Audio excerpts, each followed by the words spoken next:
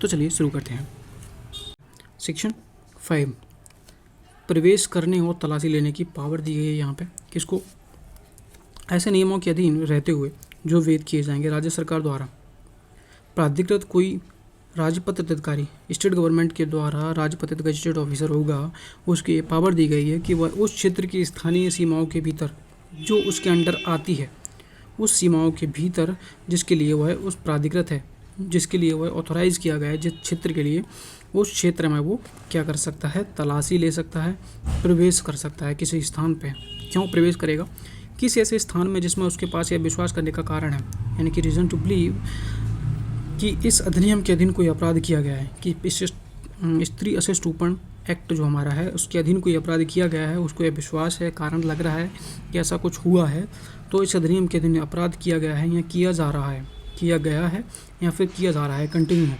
तो ऐसे सहायकों के साथ अपने जो सबऑर्डिनेट होंगे उसके, उनके साथ यदि कोई हो, उनके साथ आवश्यक समझे सभी उचित समयों पर प्रवेश कर सकता है, ठीक है, और उसकी तलाशी भी ले सकता है। प्रवेश करने का और तलाशी लेने की पावर यहाँ पर दी गई है किसको? गजेटेड ऑफिसर को, जो कि स्टेट गवर्नमेंट के द्वारा ऑथोराइज होगा। कोई ऐसा विज्ञापन अथवा ऐसी कोई पुस्तिका, कागज पत्र, स्लाइड, फिल्म, लेखा, रेखाचित्र, रंगचित्र, फोटोचित्र, रूपण, आकृति अभिग्रहित कर सकेगा। अभिग्रहित यानी होता है जब्त कर सकेगा। ऐसे स्थान पे ऐसी कोई मिलती है जो कि इस एक्ट में लागू हो जाती है, यानी कि स्त्री अशिष्टूपण का कि ऐसे अशिष्टूपण के लिए किया गया है, मुद्रित जो कि ऐसी पुस्तक पे की गई है या फिर कागज इन सबों पे की गई है, तो उनको वो जब्त कर सकेगा। कौन करेगा जब्त? राजपत्र अधिकारी, गजेटेड ऑफिसर उनको जब्त करेगा। सेक्शन 5B, ठीक है। और के बारे में उसके पास विश्वास करने का कारण है कि वह इस अधिनियम की किन्हीं उपबंधों का उल्लंघन करती है, यानी कि जो पुस्तक वगैरह हैं जो इस एक्ट का उल्लंघन करती हैं तो उनको जब्त कर सकेगा। सी, खंड का में उल्लिखित किसी स्थान में पाए गए किसी अभिलेख, यानी किसी स्थान पर से जो उसने तलाशी ली है वहाँ से कोई अभिलेख मिला है, डॉक्यूमेंट मिला है, रजिस्टर मिला है, दस्तावेज मिले हैं, या किसी भौतिक पदार्थ या तो कोई फिजिकल डॉक्यूमेंट मिला है, फिजिकल चीज़ मिली है की परीक्षा कर सकेगा, उसको एग्जामिन कर सकेगा। और यदि उसके पास यह विश्वास करने का कारण है कि उसके इस अधिनियम के अधीन दंडनीय किसी अपराध का किए जाने के लिए साक्ष्य प्राप्त हो सकते हैं, कोई एविडेंस मिल सकता है, तो उसे भी उठा सकता है। किसको उठा सकता है? उसको लगता है कि ऐसा इस एक्ट के अधीन अपराध साबित करने के लिए हमें कोई डॉक्यूमेंट उठा लेना चाहिए, रजिस्टर्ड में कोई एविडेंस मिल सकता है, दस्तावेज में या फिर भौतिक पदार्थ में कोई एविडेंस मिल सकते हैं, तो वो जब्त भी कर सकता है, उसे भी जब्त कर सकता है, डॉक्यूमेंट वगैरह को जब्त कर सकता है अपने साक्ष्य को पर्याप्त साबित करने के लिए। कौन? Gazetted officer. लेकिन प्रोविजो, इस धारा के अधीन कोई भी प्रवेश किसी प्राइवेट प्रॉपर्टी, प्राइवेट निवास गृह में वारंट के बिना प्रवेश नहीं करोगे। गजेटेड ऑफिसर को मना कर दिया है कि आपको पावर तो है, लेकिन प्राइवेट गृह यानी कि पब्लिक कोई होगा उसमें तो कर सकते हो, लेकिन प्राइवेट निवास गृह, घर में आप वारंट के बिना नहीं जाओगे। आपको वारंट मिलेगा तभी आप किसी घर में प्रवेश करोगे, अन्यथा तुम प्रवेश नहीं करोगे। गजेटेड ऑफिसर हो, लेकिन निवास गृह में जाने की आपको पावर नहीं दी गई है, वारंट मजिस्ट्रेट देगा, उसके बाद जा सकते हो।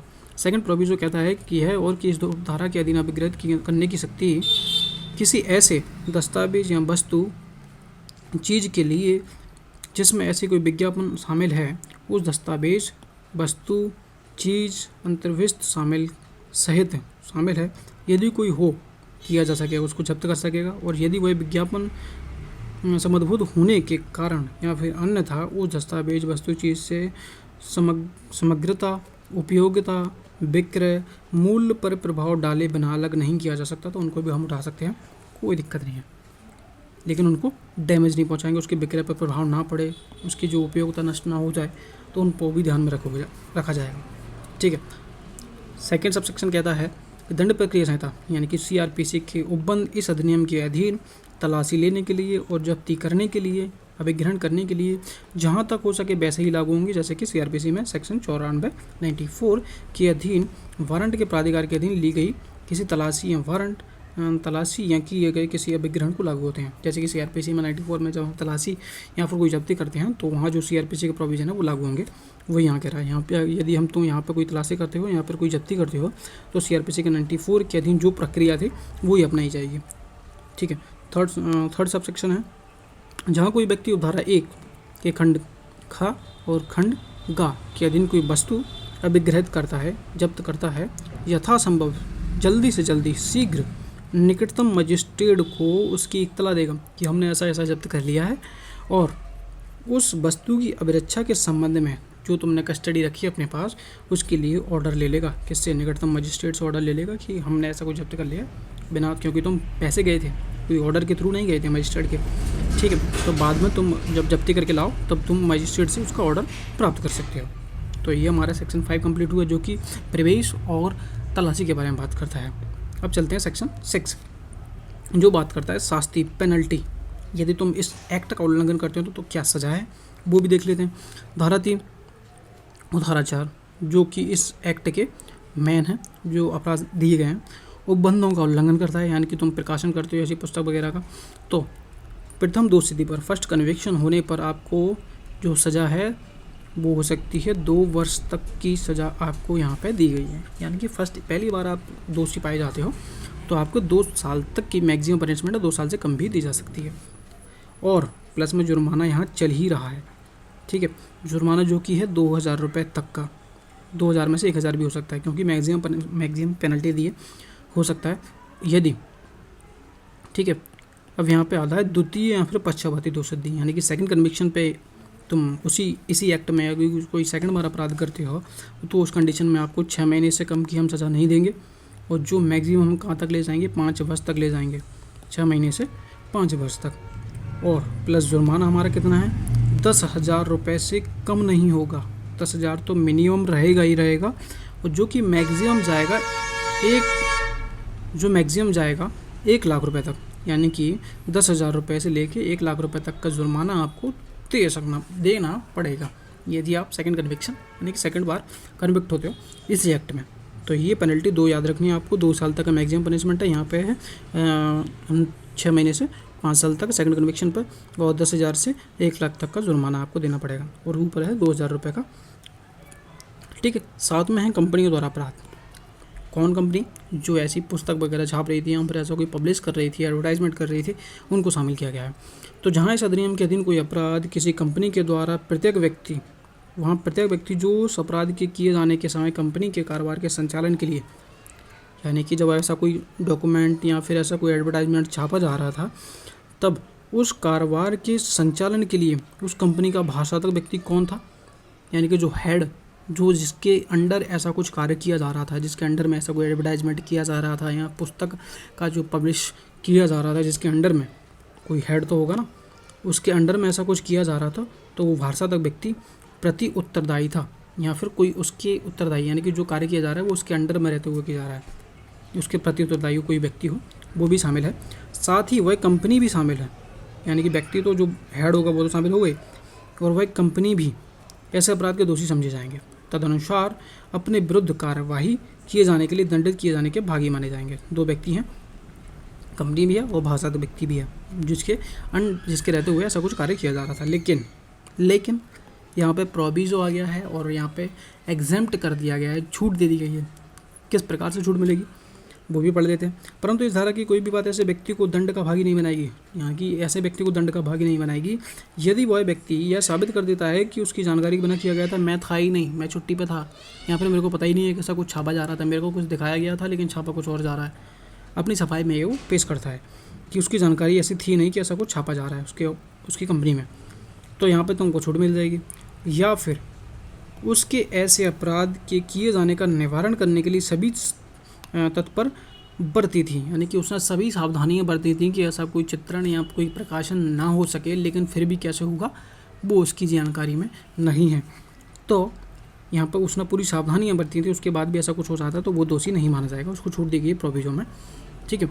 और सेकंड कहता है, सेकंड सबसेक्शन कहता है कि उपधारा 1 सबसेक्शन 1 में किसी बात के होते हुए भी इस अधिनियम के अधीन कोई अपराध किसी कंपनी के द्वारा किया गया है, यह साबित हो जाता है कि वह अपराध कंपनी के निदेशक यानी कि डायरेक्टर, प्रबंधक, सचिव या फिर अन्य प्राधिक अधिकारी की सहमति या फिर मौनानुकूलता से किया गया है।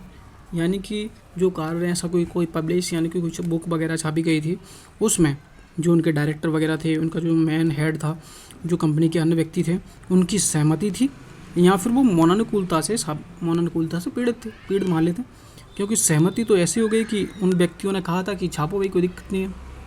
जो बुक वगैरह छापी जा रही थी जिसमें अशिष्ट रूपण स्त्री का किया जा रहा था, उसमें सहमति थी। किसकी? हेड की सहमति थी, निदेशक डायरेक्टर वगैरह की सहमति थी।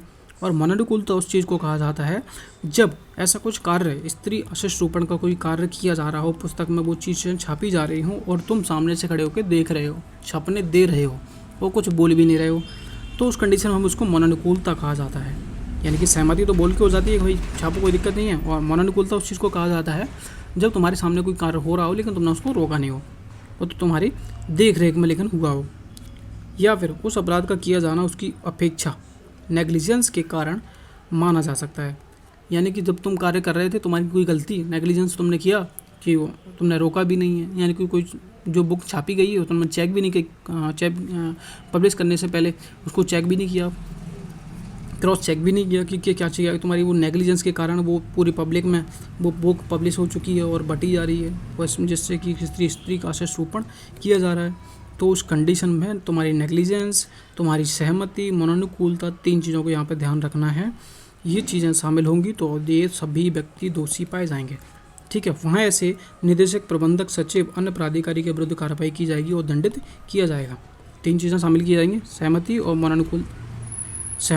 मनानुकूलता और नेग्लिजेंस, उपेक्षा। इन ये आपकी है तो आप दोषी माने जाओगे, सीधी बात है।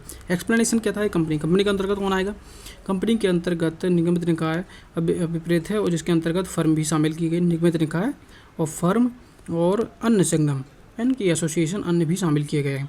और फर्म के संबंध में क्या है? डायरेक्टर भी शामिल किए गए हैं और फर्म का भागीदार, यदि आपके फर्म में कोई भागीदार है तो वो भागीदार भी शामिल किया गया और निदेशक, डायरेक्टर भी शामिल किया गया। एक्सप्लेन कर दिया है कि आपको डिटेल में क्लियर कौन व्यक्ति क्या है, कंपनी के अंतर्गत कौन कौन शामिल है, तो वो चीज़ यहाँ पे डिफाइन कर दी है, कंपनी वगैरह। ठीक है, फर्म वगैरह को शामिल किया गया और एसोसिएशन और डायरेक्टर एंड पार्टनर्स, फर्म के जो पार्टनर्स होते हैं उनको भी शामिल किया गया, उनको भी दंडित किया जाएगा। तो और कोई भी एक्ट आप पढ़ना चाहते हो तो कमेंट कर दीजिएगा, उसमें भी हम वीडियो बना देंगे। ठीक है, तो इसमें भी कोई डाउट होता है तो कमेंट कर दीजिएगा, उसका रिप्लाई कर देंगे। Thank you so much. Channel को सब्सक्राइब ज़रूर कर दीजिएगा।